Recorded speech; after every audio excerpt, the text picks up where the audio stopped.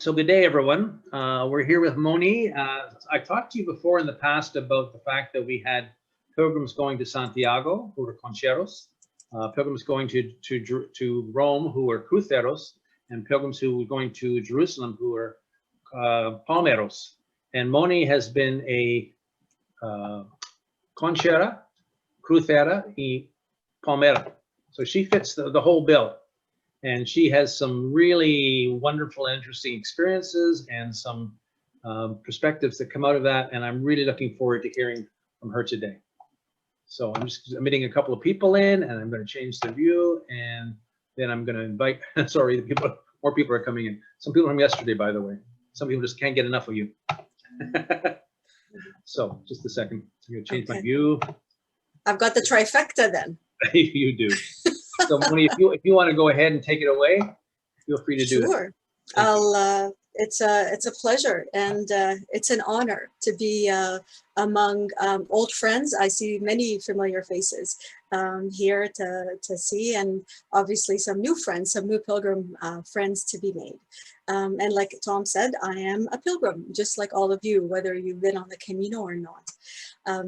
I walked my first Camino from Saint-Jean, Pied-de-Port to Santiago back in July of 2001. And I was telling my husband this morning that, oh my God, 20 years ago, this is coming up to my 20-year anniversary of having walked my first Camino.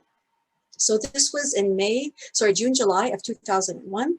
And then a few months later, in November of that very same year, I began my 5,000 kilometer pilgrimage, starting in Rome and ending in Jerusalem.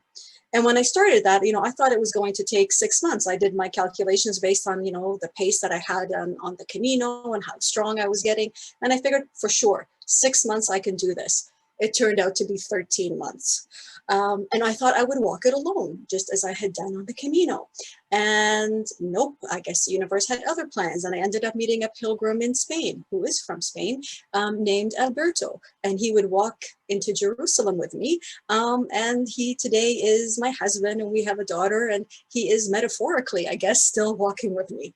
And I say all this in the beginning of this talk to show you that the value of making some plans sometimes, plans are going to go awry, and we're going to talk a little bit about that today. And what I would like actually to do in this space that we have here together is just share with you some reflections on what it means to me to prepare this inner terrain, the inner space of our minds, of our hearts, of our spirits.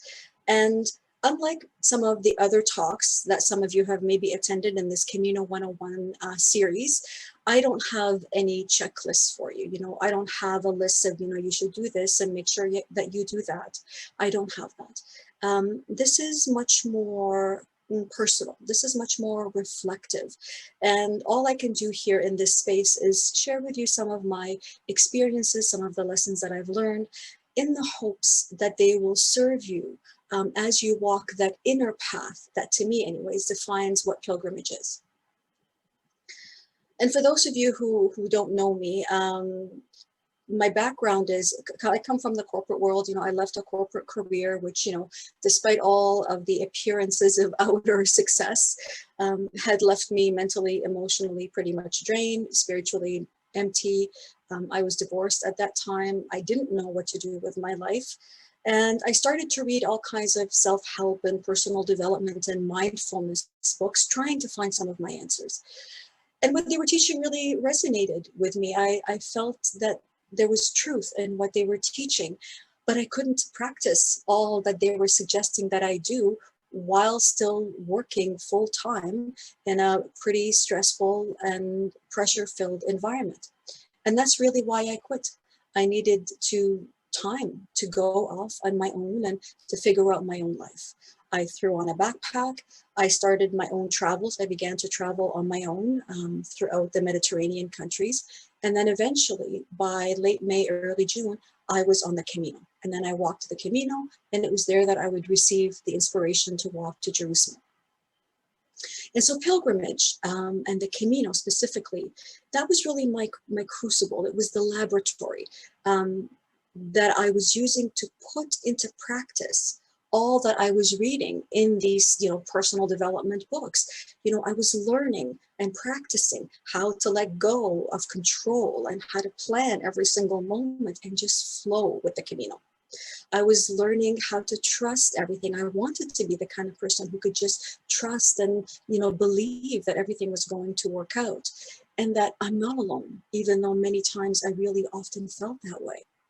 And so for someone like me, who was very logical, very left brain, who very much loved her lists and her plans, this was a very tall order because what it meant was a complete radical shift in my thinking and how I saw the world and what I believed about myself. And it was something, though, that I was committed to being. I wanted to be that kind of person because I felt happy being that way too. And so that was my commitment to myself. And the Camino was where I began to practice all of this. And the Camino was an important part of my journey because what I practiced and developed on the Camino became the foundation for my being able to walk to Jerusalem. And I needed a new foundation because unlike the Camino, which is very well organized and very well marked, there is no marked path to Jerusalem. There are no yellow arrows, there are no albergues, there's no infrastructure whatsoever to support the pilgrim in their journey. This is literally me buying a street map. And this is before, by the way, this is before cell phones and GPS phones and markings and all of that. It was a street map that I bought and then trying to figure out every single day where we were going to walk. It was walking on the side of the open road. We weren't walking on paths and trails and groves, orchards and all of that. That was not the norm. We were on the open road and not knowing every day where we were going to end up that night. We had nothing booked in advance. We didn't have any hotel reservations. We didn't know really essentially where we were going to be. So how could we possibly reserve anything in advance? And I had savings enough to be able to stay in hostels and pensions and things like this. But as soon as I started walking with Alberto, he told me that he didn't have enough savings to be able to do that. And he suggested that we do what pilgrims in medieval times used to do, which is go find a church, a monastery, a convent, a spiritual anything, go knock on the door and explain that we are pilgrims and all we need is a roof over our heads. We don't need food, we don't need money. All we need is shelter for the night. And despite all of my misgivings and all of my resistance to do this, I saw if I'm going to walk with Alberto, I'm going to have to try this and do this because he can't stay in hostels. He can't stay in the hostels with me. Despite all of that, this was indeed how we walked for the first 6 months of our pilgrimage through Italy, through Slovenia, through Croatia, Bosnia, Herzegovina, through Serbia, Montenegro, through Albania, through Macedonia, and most of Greece, the beginning portion of Greece. This is how we walked, knocking on the church door or monastery door and asking for shelter. And in Greece, it was when our relationship became romantic, it was there that we decided that we would look for private accommodations. But had we decided to continue that way, I'm sure we would have been able to find accommodations wherever we went. But until that point in Greece, our pilgrimage truly was an act of walking on faith. It was an act of surrender, of trust, of trusting that the person who is answering our call would actually open that door and let us in, of trusting that people, despite all of the cultural and the language barriers that we were facing, that people are good essentially, and that they are there to help us and not hurt us. And trusting, I think above all else, that we're not walking alone and that everything we needed would indeed be taken care of. This is practice. This is walking in the unknown. This is facing our fears and our thoughts and our judgments and our expectations, all of that. And isn't that what a spiritual practice is? You know, whether you call yourself, whether you consider yourself a Christian or a Buddhist or, a philosopher, a New Age thinker, none of the above, isn't really this the inner path we are all exploring, no matter the outer label that we attach to it? And that's really what our pilgrimage was all about. That, along with asking the bigger questions of our lives that, with our everyday jobs and everyday lives, we just simply didn't have time to consider, but which this pandemic, interestingly enough, has really forced us to reflect on, things like, what is life really all about? What do I value? Who am I? Why am I here? Is this universe and the space in which we live all random? Or is there some kind of universal order and intelligence to these things? And if there is, then, what's my place in it? And how can I live in a way that has some purpose, where I feel that I'm approaching life not from the perspective of what I can take from life, but what I can offer in service to it? And so all of that was with us as we were approaching our pilgrimage. And peace, for me personally, was the added layer to this pilgrimage, because I wanted to understand the meaning of peace. 9/11 happened literally a few months I finished in late July. September 11 was September. That was really the impetus for me to consider, what does it mean being peace in a world that seems to be in chaos? Gandhi's famous saying, be the change you wish to see in the world. Well, that's all wonderful, but what does that mean? What is peace? What does it mean to be a person who lives that way, who is that, who walks that way, who carries that message of peace? And so those were very big questions. These were the big fundamental questions of existence, of life, that we were trying to answer during our pilgrimage. And I guess the question is, how do you prepare for that? How do you prepare for that? And obviously, I believe that you can. I know that you can, otherwise we wouldn't be having this conversation. And so, in these kinds of talks and these conversations, I like to begin with one premise. And the premise is that, I'm not some separate parts that are somehow working independently and that I need to manage or address, individually. I'm not just a body, just a mind, just spirit, just emotions. These are all parts of me that are interconnected. They influence one another. And we are whole human beings, with our thoughts, with our beliefs, with our expectations, with our traumas, our tragedies, our joys. All of those are coming with us in our backpacks when we go on pilgrimage. And so for me, the journey begins right here and right now. And it begins with beginning to unpack all of the stuff that's going on within me before even taking one step onto the Camino. And that's exactly what I was doing. That is what I was doing before I embarked on my travels and on my pilgrimages. I was already examining, my own thoughts and my own belief system, just like all of those teachings and those books were challenging me to do. I was already reflecting on and asking myself, what do I really believe about myself? Am I, this bold and confident person that I believe that I am? Am I, confident enough to be able to go on this kind of a journey like this and make it step by step, even as a woman walking alone who's never done something like this before and who can figure things out as they come up? Am I really that kind of person? Or am I somebody who believes that maybe, I'm not prepared enough, maybe I'm too weak, I'm maybe too old, or maybe I'm too young, or, so many thoughts about what I cannot do. And am I the person that can only feel safe and secure when I, plan and organize and control every aspect of my journey? Is that what I believe about myself?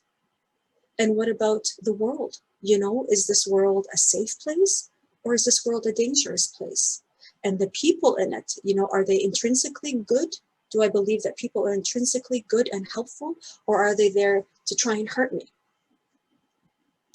And Einstein, I love this. Einstein once said that the most important question facing humanity is the universe a friendly place? This is the first and most basic question that all people must answer for themselves. And I agree with that. And it's a big question. It's a huge question. What do I believe about this universe? Am I all alone in this big, vast universe and I have to figure everything out for myself and by myself? Or am I supported, helped, and carried on this journey? And so, as I said, I was working on all of this before I even stepped on the Camino. I was journaling, I was reading, I was contemplating, I was meditating, practicing yoga, all of that, because I knew I was bringing all of me, when all of those beliefs with me. And I knew that they were going to influence the experiences that I was having. And really, it all came down to something really very fundamental and very simple. And it was, I had to decide, I had to make a decision in every moment and with every situation. If I was going to open up to this world in trust, or if I was going to close off from the world in fear. The fundamental, very simple question. And am I going to listen to and take as absolute fact and truth the voices that were telling me, inner voices and people around me who were saying, can't trust, are you crazy to be doing something like this, especially after 9/11? Have you not heard the news about what happened to so and so? Have you not seen that just yesterday they were talking about this disaster? Was I going to listen to those voices? Or am I going to listen to another voice? A voice that is still, more confident, more patient, more wise, and so very loving, that is also within me. And that's saying to me, there is another way. Now, some people call this still, silent voice, they call it the intuition. They call it the inner knowing. Others, in some traditions, the Christian tradition perhaps, call it the Holy Spirit, or maybe the universal teacher. It's that part of us that's connected to a source that is beyond our logical earthly minds and all of its ideas and concepts. I personally like to call that my inner guide, my own personal inner counsel, to whom I can turn to get what I need for me. And my journey, especially my Camino journey, really was about cultivating that relationship with my inner guide and listening to its voice. And we all have this inner guide, by the way. I'm not unique or special in this respect, but we're just simply not taught how to listen to it. We don't trust this inner knowing. We don't trust this wisdom that comes up. We're taught often to look outside of ourselves for our answers and to trust the outer expert, the one who is maybe we think is smarter than us, wiser than us, braver than us. And obviously, I'm not saying don't go get outside advice. You're here, you're listening to this series on preparation for the Camino. You're listening to me. Of course, it's good to go get some help and guidance from other people, because people will have knowledge and information that you need, and that's all wonderful. But all of that must come back, I believe, to each and every one going inside and asking their inner guide, is this right and true for me? Is this the path that I now need to walk? Is this my next step? And that's the voice that I need to trust and act on. And the inner guide, as I said, is there all the time. It's there and it is waiting to be contacted. And how do you contact it? For me, right away, I place, it's almost instinctive, I place my hand on my heart. It begins here. It begins with taking a deep, deep breath and moving into that place of stillness. And stillness to me is not about not moving, because, I'm sure those of you who have tried to meditate, I can be sitting and not moving, and my mind is moving in a million different directions. That's not stillness.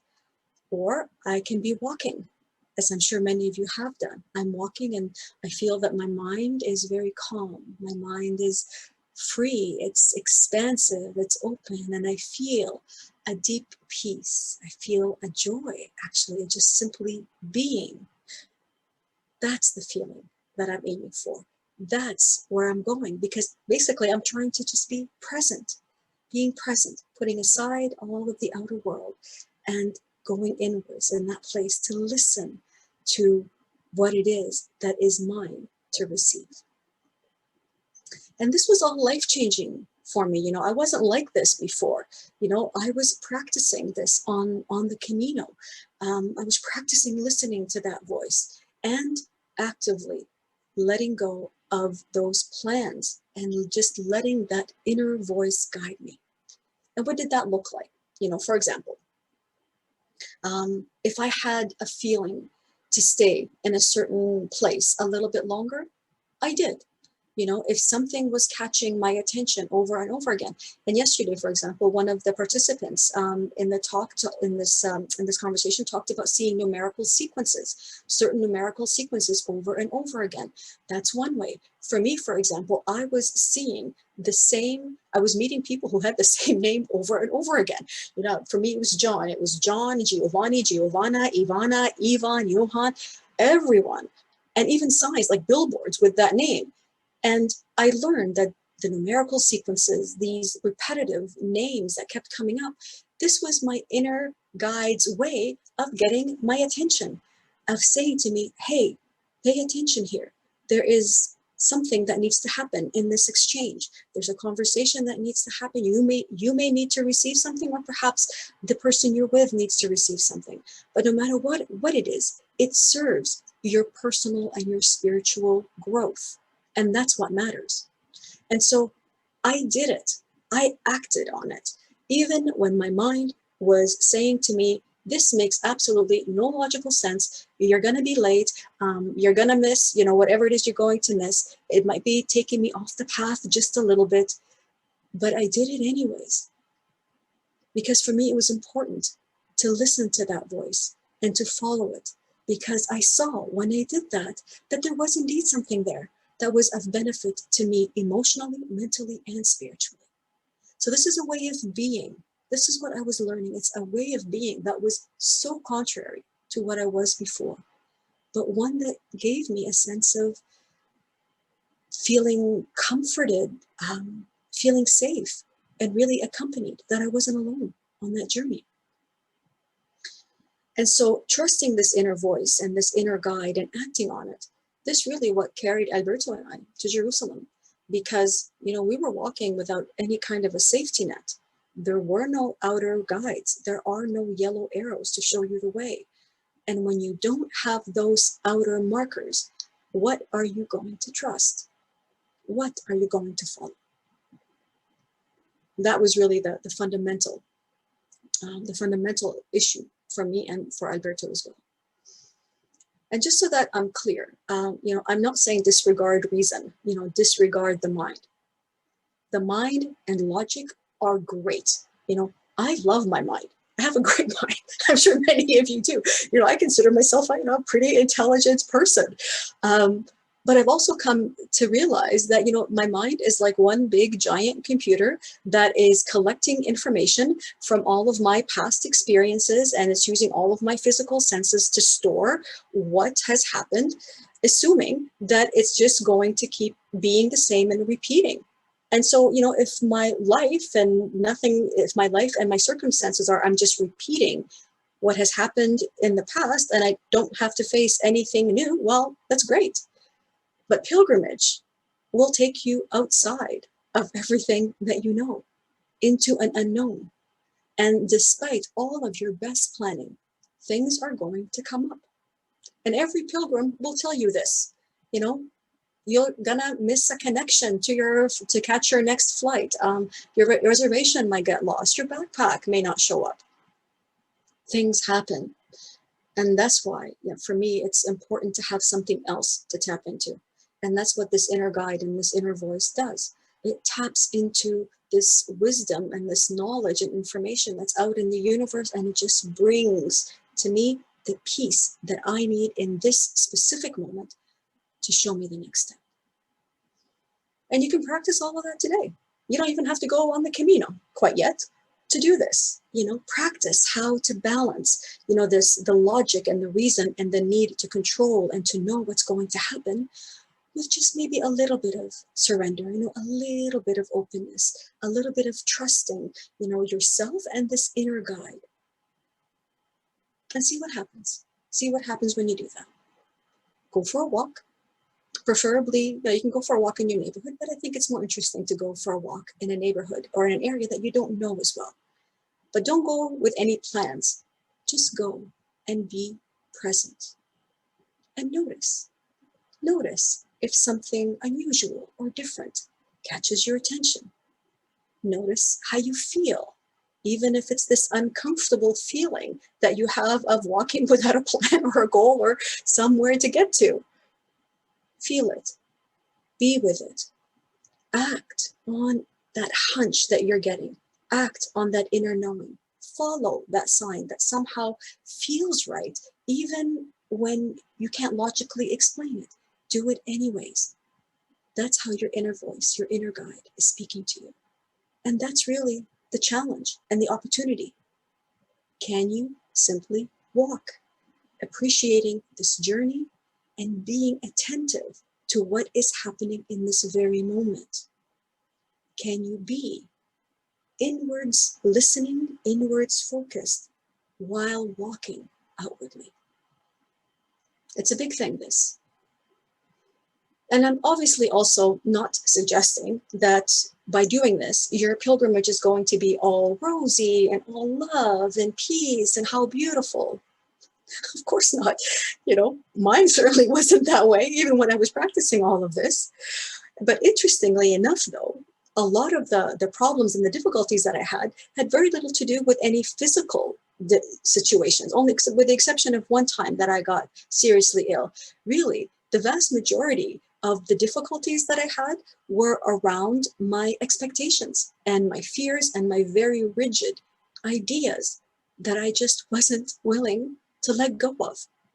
And they all showed up. They all showed up for me so that I could see them and make a decision as to whether or not I was going to lay them down or to keep walking with them and carrying them. And I'll give you one very, very simple example. And this is, something that happened to both Alberto and I when we started calling on the churches and the monasteries asking for shelter. There were times when the priests just said no and just simply closed the door in our face. And this happened on more than one occasion when it was dark and it was cold and there were no hostels in town and we didn't know what we were going to do. And so during those situations, I was livid. I was just shocked and then so angry. It's like, how could they turn us away? I mean, isn't this their job? Isn't this what they trained to do? I mean, doesn't this collar and this uniform oblige them to help me?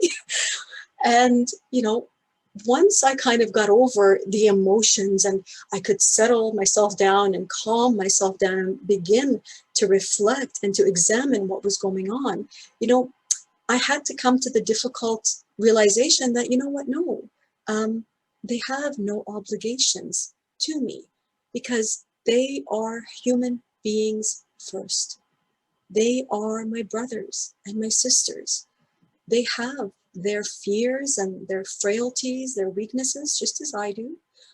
They're working through them in their own way, just as I am. And they're saying no is not a rejection of me or a condemnation of me, but it is the loving opportunity for me to examine my own beliefs and lay them down because they were just too heavy. They were too heavy on my heart and they were too heavy on my mind. And this idea of laying things down, for those of you who have been on the Camino know this, and those who are about to go have heard of a specific location on the Camino in Galicia called the Cruz de Ferro, or the Iron Cross. And tradition has it that, when you leave your country, you bring with you a stone Others may bring other objects, but you bring a stone and you put whatever it is that you want to leave behind into that stone, and you leave it at that cross. And that cross is a special place, you know. There is something beautiful and very powerful and very moving there. And you can lay that there. But at the same time, for me, you know, the entire Camino is sacred. And for me, you can lay your stone down anytime you're ready to lay it down. And not only is the Camino sacred for me, but for me, life is sacred. You know, this pilgrimage that we are walking called life, to me, that is the most important pilgrimage that we can walk. And so I say, begin by laying down your burdens right here and right now. Go for a walk, pick up a stone, and as you're walking with that stone, touch it, rub it, feel it in your hands. And as you do so, imagine all that you want to leave behind being poured into it. And when you're ready, put that stone down. That location becomes the sacred spot for you. You can give it to Mother Earth, you can give it to God, you can give it to Jesus, the universe, the angels. It doesn't matter. Whoever you think of will take it from you. Let them take it from you and allow yourself to receive peace. And pick up as many stones as you need to do this, as many times as you need to get to that feeling and to be unburdened. Allow yourself to be unburdened and accept the peace that this unburdening gives you. This is a very simple ritual. It's a very symbolic, but very powerful way of just taking that weight that is weighing you down and putting it down. And as I say, you can do that now. And as I was going through, you know, this process of unburdening and laying down my own fears and my own grievances, it always comforted me to know that I wasn't doing this alone, that there was indeed a great love that was with me, that was metaphorically, if you will, holding me as I was struggling to let go. And it wants to take it, and I'm saying, I'm not ready to let go. And it's saying, give it to me. And I'm saying, it's too hard. But knowing that it is with me and it wants to take it so that I can finally be free and at peace. And this is now moving into this realm of the spirit. And you know what it means, in my opinion, to prepare spiritually. And matters of the spirit are sometimes a little bit awkward, maybe a little bit difficult for pilgrims to talk about. We all have our unique reasons for being on pilgrimage. And it is on pilgrimage that we're called. There is something that is calling us to embark on this quest, even if we can't quite articulate it in words. You know, it's a drive. You know, it's just beyond simply going for a walk, because if we really just wanted to go for a walk, Canada has thousands upon thousands of kilometers of beautiful parks and trails upon which you can hike or walk. But we're not doing that. You want to go across the ocean to a completely different country to walk a medieval or even more ancient path to arrive to a cathedral where the remains of a saint purportedly lie. So obviously it's more than just going for a walk or going for a hike. And so then the question becomes, what is it that is pulling at us to be pilgrims and not just merely hikers or walkers? To me, for me, there is that part of us that is here on earth that longs for a connection that goes beyond just the physical and the material. I believe that there is a part of us that just longs to touch the stars and to be that drop in the ocean and to be part of all of the beauty and the grace that surrounds us. There is a part of us that wants to connect with our ancestors, to understand where we have been so that we can more wisely choose the next steps in terms of where we're going. There is that part of us truly that wants to feel this magic and the wonder and this love that transcends all of our physical senses. And that calling to me is ancient. No matter, the religion, the faith, the belief, or none, it is a calling that the logical mind and reason and arguments cannot silence in any way. And that call will eventually just crack your heart wide open and just lead you on pilgrimage. And by its very definition, pilgrimage is a sacred journey. It's a sacred journey made to a sacred location. But to me, the most sacred of destinations is not that cathedral or that tomb, but it is to that part of me that longs for that transcendence, for that connection, for that meaning. That to me is the holy temple. This is the place where to me all my questions are answered. That's the place that, in my opinion, I'm going to. But just like Dorothy in The Wizard of Oz, I have to go on that quest. I have to go to follow that yellow brick road, or the yellow arrows, to learn that if everything that I need is already within me. That is the spiritual quest. And the great gift that pilgrimage offers, obviously, if you're open to that possibility. I mean, that's why it's so special to be able to just walk away from all of our daily routines and obligations and to-dos and to immerse ourselves into this inner world of ours that we too often ignore, and to wrestle with these questions. I mean, it's fantastic. I mean, how great is that? To me, it is the thing to explore. And that's why I love pilgrimage. It's unparalleled for the opportunity that it offers to actually do that kind of a quest. And this whole experience of the spirit, I believe will very much depend on how each here answers this question that I asked earlier. What do you believe about this grand universe in which we live? You can, of course, choose to believe the story of separation, that I'm alone in this vast universe. I can't trust anyone beyond myself. I have to look out for me and my own interests and take all that I can get. And that absolutely nothing exists beyond what I can see and touch. And thank you very much. And that, of course, is wonderful. And that will be your experience, because you will absolutely see what you believe. What you believe, you will see and you will experience. But here and now, I invite you perhaps to consider another story of our existence, one that affirms that you are deeply loved. That's it.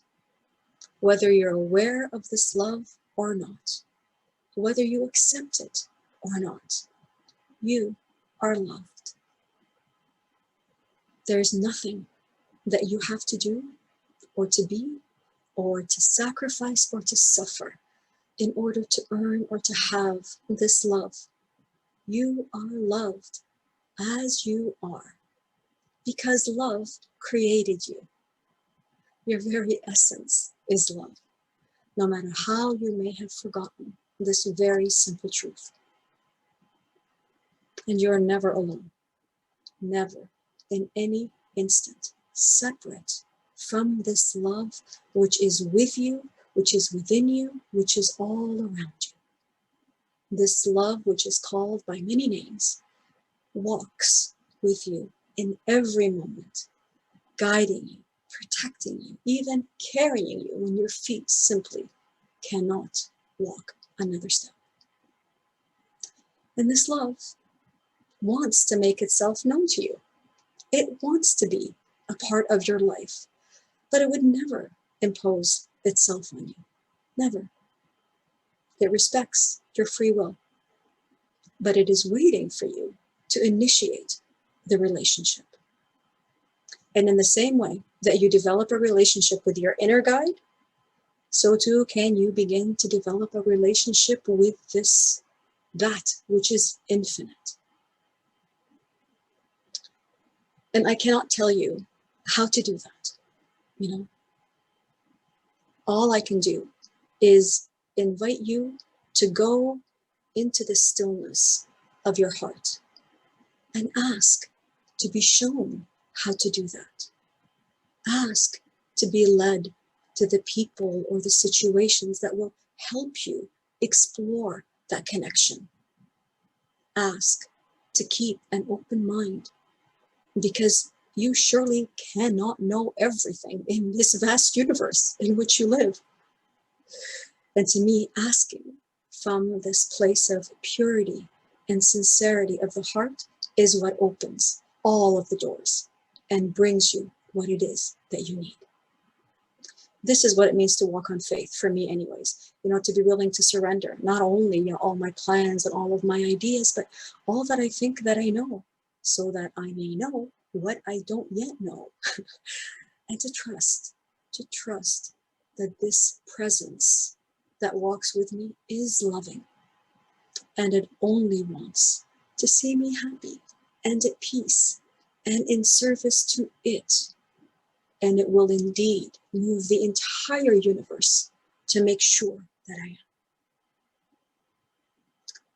I've also come to learn over these years that, God doesn't care about my agenda and my plans.